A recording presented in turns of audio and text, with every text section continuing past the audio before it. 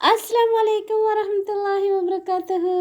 നമുക്ക് ഇന്ന് round bread ഉണ്ടാക്കാവേ. അതിനൊരു കപ്പ് പാലൊഴിച്ചു, ഒരു സ്പൂൺ ഈസ്റ്റ് ഇട്ടു, ആവശ്യത്തിന് മധുരം ഇട്ടോളൂ. ഞാനിതിലേക്ക് 2 സ്പൂൺ പഞ്ചസാര ഇട്ട് കൊടുത്തു. എന്നിട്ട് നമുക്കിതൊന്ന് നന്നായിട്ടൊന്ന് ഇളക്കി കൊടുക്കാം. അടിപൊളി ടേസ്റ്റുള്ള നല്ലൊരു ബ്രെഡാണ്. ബന്നോ ബ്രെഡോ എന്താണെന്ന് വെച്ചാൽ പേരിട്ടോളൂ. പക്ഷേ കുട്ടികൾക്ക് ഇഷ്ടമാവും. നല്ല റൗണ്ട് ബ്രെഡാണ്. അതുപോലെ തന്നെ ഇതിന് അൽഫാമൊക്കെ ഉപയോഗിച്ച് ഞങ്ങൾ കഴിച്ച് നല്ല ടേസ്റ്റായിരുന്നു. അപ്പോൾ അത് വീട്ടിൽ തന്നെ ഉണ്ടാക്കിയതായിരുന്നു. അതിൻ്റെ വീഡിയോ ഡിലീറ്റ് ആയിപ്പോയി. ഇൻഷാ അല്ലാഹ് ഞാൻ ഉടനെ തന്നെ ഇതിലേക്ക് ഇടുന്നതായിരിക്കും. അപ്പോൾ നന്നായിട്ട് ഇതൊന്ന് നല്ലപോലെ ഒന്ന് മിക്സ് ചെയ്ത് കൊടുത്തോളൂ. ഇളം ചൂടുള്ള പാലാണ് എടുക്കേണ്ടത്. എന്നിട്ട് നമുക്ക് അടച്ചു വയ്ക്കാം. അപ്പോൾ ഇതൊന്ന് ജസ്റ്റ് ഒന്ന് ഈ ഈസ്റ്റ് ഒന്ന് ശരിയായിട്ടൊന്ന് പൊങ്ങി വരുമ്പോഴത്തേക്കിന് ഒരു കപ്പ് മൈദ ഇട്ട് കൊടുക്കാവേ. മൈദ നമുക്ക് ഒരു കപ്പ് ഇട്ട് കൊടുക്കാം. എന്നിട്ട് ഇടയ്ക്കൊന്ന് നമുക്ക് കുറച്ച് പൊടിയും കൂടെ ഒന്ന് ആഡ് ചെയ്ത് കൊടുക്കണം. അപ്പം നല്ലപോലെ ഒന്ന് മിക്സ് ചെയ്ത് കൊടുക്കാം. ആവശ്യത്തിന് ഉപ്പ് കൂടി ചേർത്തിട്ട് നന്നായിട്ട് ഈ മിൽക്കും മൈദയും ഈസ്റ്റും പഞ്ചസാരയും എല്ലാം കൂടെ നമുക്കിതൊന്ന് മിക്സ് ചെയ്ത് കൊടുക്കാം. അപ്പോൾ ആ ഒരു അയഞ്ഞ പരുവത്തിലേ നമ്മൾ എടുക്കാവുള്ളൂ ഈ ബ്രെഡിൻ്റെ ഡോ. അപ്പം നന്നായിട്ടൊന്ന് നല്ലപോലെ എല്ലായിടവും ഒന്ന് മിക്സ് ചെയ്യുന്ന രീതിയിൽ ആക്കി കൊടുക്കാം.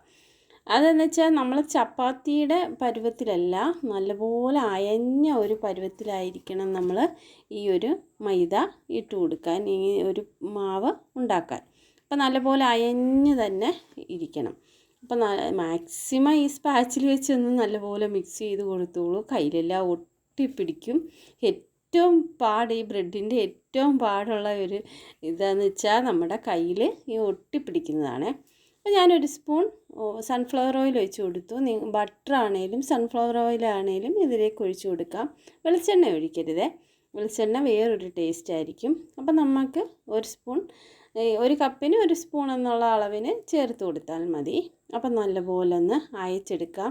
ഒരു 10 മിനിറ്റ്സ് നല്ലപോലെ ഒന്ന് അയച്ചെടുക്കണം. നമ്മൾ ടൈം നോക്കിയിട്ട് നന്നായിട്ട് അയച്ചു കൊടുത്താൽ ഉണ്ടല്ലോ, ബ്രെഡിൻ്റെ ആ കറക്റ്റ് ആ നല്ല സോഫ്റ്റ് പഞ്ഞി പോലത്തെ ബ്രെഡ് നമുക്ക് കിട്ടും.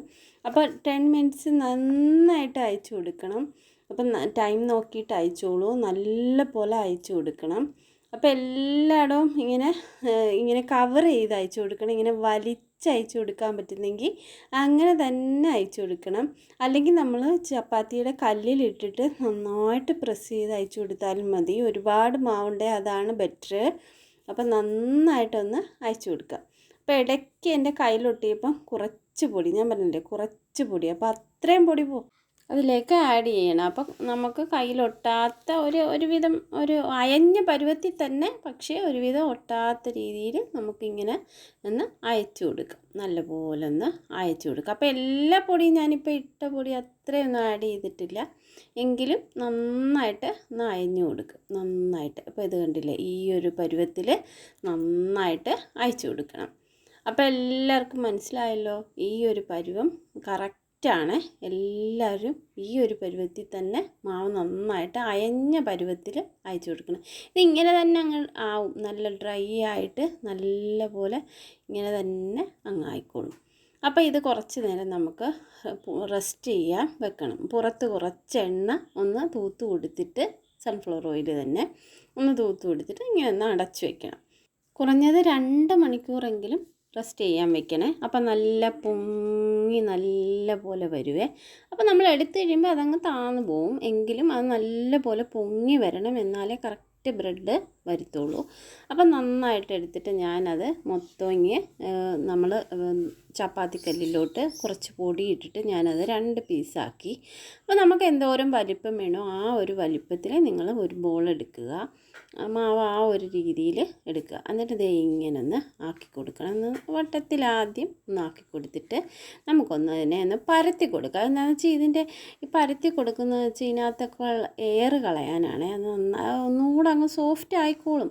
അപ്പോൾ ഇച്ചിരി ഇങ്ങനെ ഒട്ടലുണ്ടെങ്കിൽ ഇങ്ങനെ ഈ പൊടി ഒന്ന് തൂത്ത് കൊടുത്തിട്ട് നന്നായിട്ടൊന്ന് ആ കല്ലിൻ്റെ അളവിനൊന്ന് നമുക്കൊന്ന് പരത്തി കൊടുക്കാം. എന്നിട്ട് ഇത് കണ്ടില്ലേ, ഇങ്ങനെ ഒന്ന് റോൾ ചെയ്ത് എടുക്കണം. കണ്ടില്ലേ, ഈ ഒരു മോഡലിൽ ഒന്ന് റോൾ ചെയ്ത് ഒന്നും തേക്കണ്ട, അതിനകത്തൊന്നും ഒന്നും തേക്കുക ഒന്നും വേണ്ട, ജസ്റ്റ് ഒന്ന് റോൾ ചെയ്ത് എടുക്കുക. ഇത് കണ്ടില്ലേ, റൗണ്ട് ബ്രെഡ് ആവണമെങ്കിൽ അപ്പോൾ ഏകദേശം ഒരു ഓവൽ ഷേപ്പ് കണ്ട കുട്ടികൾക്കൊരു റൗണ്ട് ബ്രെഡ്. അപ്പോൾ ഇതൊന്ന് ഒട്ടിച്ചു കൊടുക്കാം നമുക്ക്.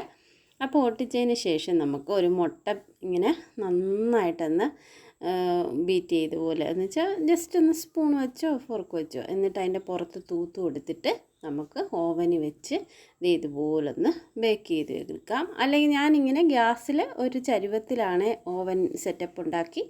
ഇങ്ങനെ അടിപൊളി ബ്രെഡാണേ. അപ്പോൾ എല്ലാവരും ഉണ്ടാക്കി നോക്കുമല്ലോ. അപ്പോൾ എല്ലാവരും ഉണ്ടാക്കി നോക്കണേ. Okay, thank you. അസ്സലാമു അലൈക്കും.